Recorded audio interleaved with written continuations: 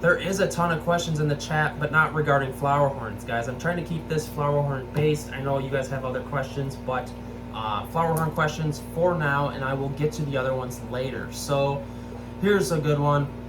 Chris, what is the best filter for a flower horn? Could I worry about too much current? Yes, this is a good question. I find that when people message me with questions on flower horns and filters, what I commonly will see is a 55-gallon tank with like 2 aqua clear 110s on it. And let's be honest, that's probably way too much filtration for the tank. Or let me back up a little. It's probably not too much filtration, but it's not needed. And there's too much current, and sometimes these fish get exhausted like everything else in the animal kingdom. And what happens is when they're sitting there swimming nonstop, even when they're trying to sleep, it's like the fish just wants to chill. And I know that sounds probably like too simple, but these fish need a break. And sometimes what I'll do, and people will commonly say, well, I don't want dead spots for their like to be uneaten food or detritus in the tank. And what you should do is just get a power head on a timer. And that really helps. You know, if you run that, set the timer for it to run for 20 minutes a day and point it at the gravel, that stirs up everything out the gravel and gets it in your hang on the back filter, because it stirs everything up into the water column.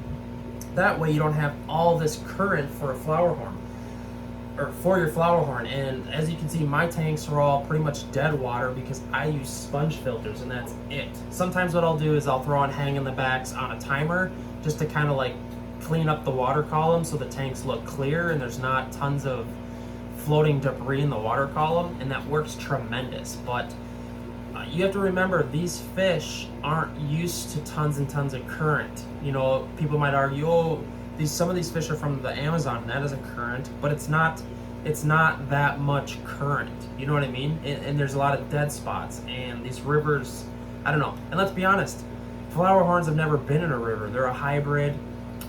Anyways, long story short, don't have too much current because the fish get exhausted. It's that simple. So, and what's the best filter?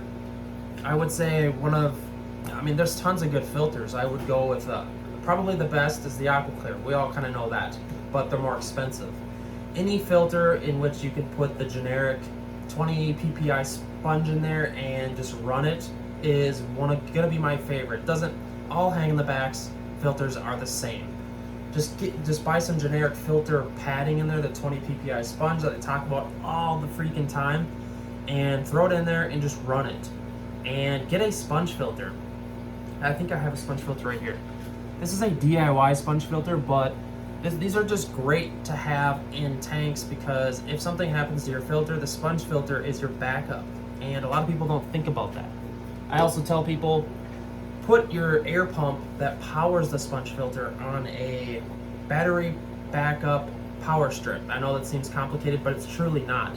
Throw it, you can get it on Amazon for like 20-30 bucks. And that way, if your power goes out, the battery backup powers your air pump for days, because air pumps don't use very much power.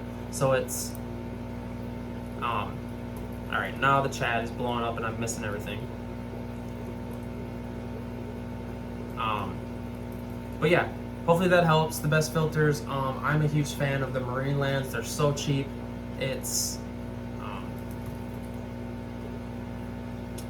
all right. So let's move on to the next question. Oh, here's another one. How do you put a power head on a timer? It's like any other timer. What you do is you get one of those really cheap timers for like Christmas lights or anything. If you search on Amazon for timer, it will come up. It's like $5, and you just set it. It's easy to figure out. Just play with it for a little while, and you will quickly figure out. Anyways, what you do is you plug it in and set one of the tabs to where the power is only on for like a half hour every single day. And once you figure out how to use timers, they will save you so much. You will become a timer geek, because there's different things you can do with timers. You can shut off your lights for a little bit more time in certain times of the day for plants. There's a lot you can do with timers. I'm a timer geek. I know that sounds really weird, but hopefully that helps answer your questions on flower horn currents and what's the best filter. Do they like current and what have you? So All right, guys, I'm going to move on to the next question.